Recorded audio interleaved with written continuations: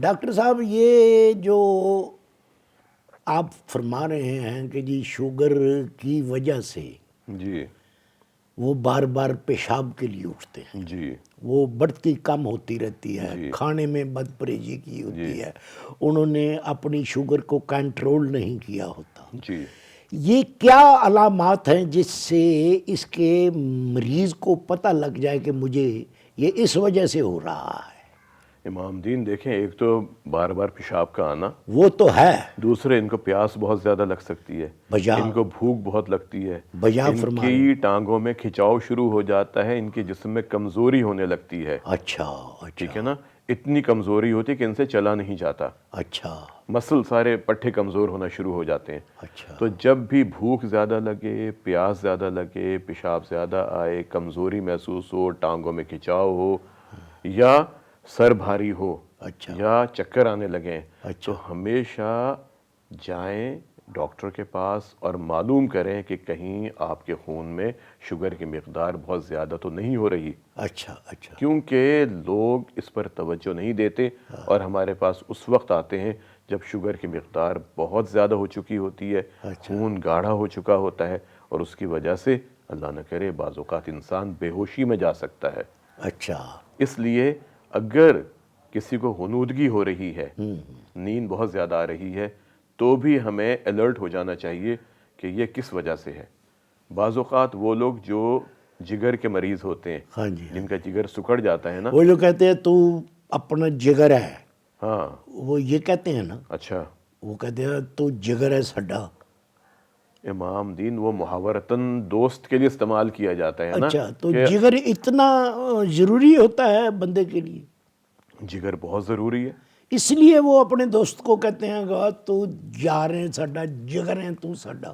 جس سے محبت ہونا اچھا تو انسان اس کے لیے استعمال کر لیتا ہے۔ اچھا جیسے نہیں کہتے کہ دل کے حوالے سے باتیں لوگ کرتے ہیں ہوں کہ اگر دل ٹوٹ گیا، واقعی دل ٹوٹتا ہے، اس میں کوئی شک نہیں، تو آواز تو کبھی آتی نہیں۔ اس کی آواز نہیں آتی، وہ انسان جذباتی طور پر ٹوٹ جاتا ہے، اوئے ہوئے، ٹھیک ہے نا، اور جب جذباتی طور پہ ٹوٹتا ہے تو ساتھ ہی ہمارے جسم میں ایسے کیمیکلز پیدا ہوتے ہیں جو بلڈ پریشر کو ہائی کر دیتے ہیں، نالیوں میں تنگی آ جاتی ہے، اور بعض اوقات دل کے اندر واقعی تبدیلی آ جاتی ہے اگر کوئی ایموشنل ٹراما ہو، کوئی ذہنی جذباتی کیفیت کی وجہ سے اگر دل ٹوٹتا ہے تو۔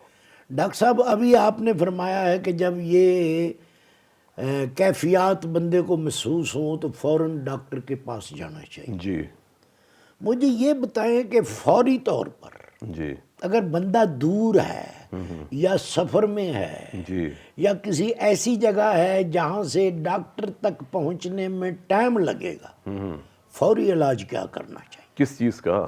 یہ کیفیات جو آپ نے بتائی ہیں یہ محسوس ہونی شروع ہوں بندے اگر ہو جائیں ہاں۔ اس وقت پھر آپ یہ کریں کہ کچھ دیر کے لیے کھانا پینا چھوڑ دیں، اچھا ٹھیک ہے؟ اچھا بھئی کتنا، کیا چاند پر بیٹھا ہوگا نہیں نہیں، یا مریخ پر بیٹھا ہوگا؟ میں یہ نہیں کہہ رہا کتنے فاصلے پر ہوگا امام دین؟ اگر سفر میں ہیں تو 2-2.5 گھنٹے کے فاصلے پر آپ کو ڈاکٹرز مل جاتے ہیں، ہسپتال ہیں کھلے ہوئے، اچھا بیسک ہیلتھ یونٹ ہیں، اچھا رورل ہیلتھ سینٹر ہیں، اچھا اس کے بعد تحصیل ہیڈ کوارٹر ہسپتال ہے، اچھا ڈی ایچ کیو ہسپتال ہے، یعنی ڈاکٹرز کی سہولیات موجود ہیں، ہاں جی لیکن شرط یہ ہے کہ آپ بھی تو الرٹ ہوں، آپ بھی تو ڈاکٹرز کے پاس جائیں اور ان سے مشورہ کریں۔ ہمارے ہاں یہ ہوتا ہے کہ لوگ ڈاکٹرز کے پاس نہیں جاتے بلکہ گھر میں بیٹھے ٹوٹ کے استعمال کرتے رہتے ہیں، بزرگوں سے یہ کھا لو، یہ چیز کھا لو، پودینہ کا پانی پی لو، لہسن ادرک کو گھول کے کھا لو، اس کی چٹنی بنا کے کھا لو۔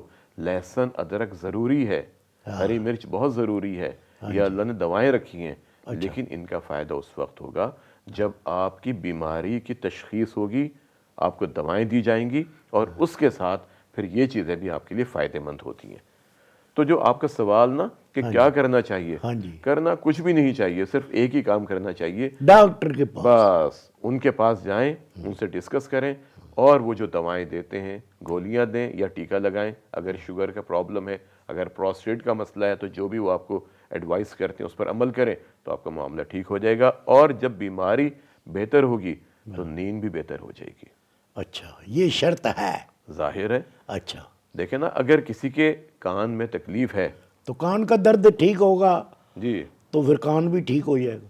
مقصد یہ ہے ڈاکٹر صاحب کہ آپ نے جو علامتیں بتائی ہیں یہ اگر بندے کو محسوس ہوں جی تو لب لب لباب یہی بنتا ہے، لب لباب وہی جو آپ کہہ رہے ہیں، تو یہی بنتا ہے کہ فوراً بندے کو ڈاکٹر کے پاس پہنچنا چاہیے اور جا کر کہنا چاہیے کہ جی میرے درد کی دعا کریں۔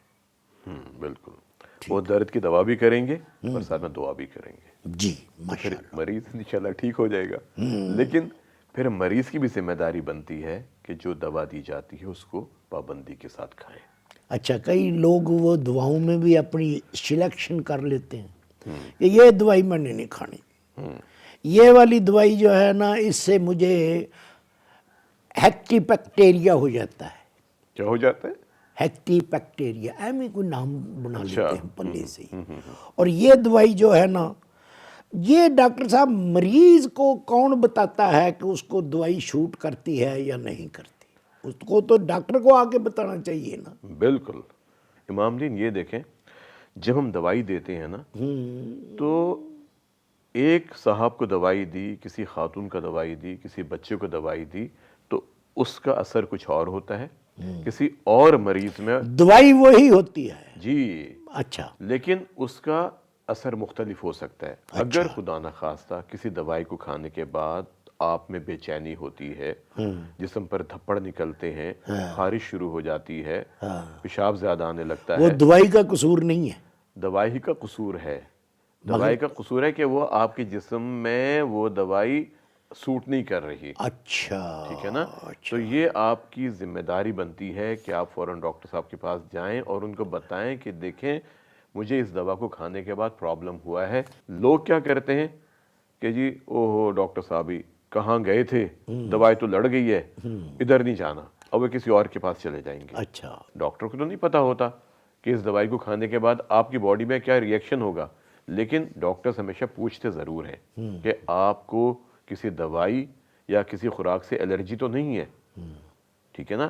لیکن بعض سمجھدار مریض بتا دیتے ہیں کہ ہاں جی مجھے فلاں دوائی سے ری ایکشن ہوا تھا، ایک ٹیکہ لگا تھا اس سے مجھے پرابلم ہو گئی تھی۔ تو یہ ذمہ داری بنتی ہے ڈاکٹر کی۔ ڈاکٹرز تو پوچھتے ہی ہیں، جی جی جی، ٹھیک ہے نا؟ لیکن اگر کسی دوا کو کھانے کے بعد کوئی ایفیکٹ آیا ہے جس ریکشن ہو جائے اس کوئی کا۔ ری ایکشن ہوا ہے تو یہ آپ جا کے فوراً بتائیں، جی تو ڈاکٹرز اس دوائی کو تبدیل کر دیں گے، ہاں جی آپ کو کوئی اور دوائی دیں گے، ہاں جی۔ یا ہو سکتا ہے کہ آپ کو اپنے پاس رکھ لیں آبزرویشن کے لیے اور پھر اپنے سامنے کوئی دوائی آپ کو دیں، ٹیسٹ کریں آپ۔ ٹیسٹ کرنے کے بعد، اور پھر آپ کو کہیں گے کہ یہ دوائی آپ کو سوٹ کرتی ہے ہاں جی، اور اب گھر جا کے آپ اس کو استعمال کریں۔ اچھا، اب میں آپ کو ایک آپ ہی کی بات یاد دلانا چاہتا ہوں۔ جی یہ بات میرے سامنے ہوئی تھی اچھا، اور ہو سکتا ہے کہ آپ بھول بھی گئے ہوں وہ بات۔ کون سی بات یاد؟ نہیں، میں آپ کو بات تو بتاتا ہوں، اب آپ کو یہ اچمی کیوں لگ گئی ہے؟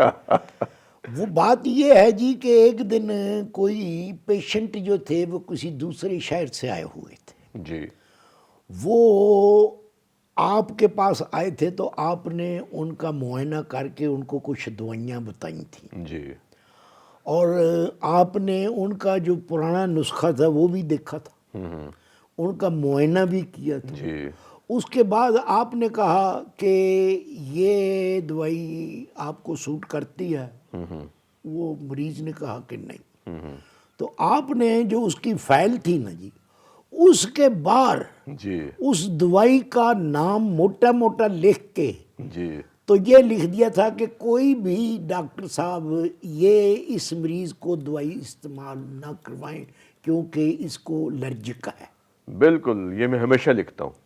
دیکھیں میں نے کیسا نوٹ بالکل کیا تھا، جی گو کہ میں ان پڑھ بندہ ہوں، مگر میں پڑھے لکھے بندوں کی بات جو ہے نا بڑے کان لگا کے اور عقل اور دماغ پر زور دے کر تو دیکھتا اور سنتا ہوں۔ آپ کا، میں ہمیشہ ایک بات آپ سے کہتا ہوں، ہاں جی، آپ کا مشاہدہ بہت وسیع ہے۔ شاہدہ جو ہے نا جی وہ ہمارے گاؤں سے ویا کے تو چلی گئی۔ مشاہدہ مین آبزرویشن، کہ جب آپ کسی چیز کو ایک دفعہ دیکھ لیتے ہیں تو وہ آپ کے ذہن میں چسپاں ہو جاتی ہے۔ شاہدہ کا تو وہ انتقال ہو گیا ہے جی، وہ پہلے میرے ساتھ اس کی منگنی ہوئی تھی جی۔ امام دین شاہدہ کی بات میں نہیں کر رہا، میں بات کر رہا ہوں مشاہدہ۔ اچھا میں سمجھا وہ آپ اپنی بھابھی کی بات کر رہے ہیں۔ مشاہدہ کا مطلب ہے کسی چیز کو دیکھنا، بغور دیکھنا، اور پھر وہ چیز آپ کے ذہن میں چسپاں ہو جاتی ہے۔ آئے ہائے، شاہدہ بھی میرے دماغ میں چسپاں ہی ہوئی رہی ساری زندگی۔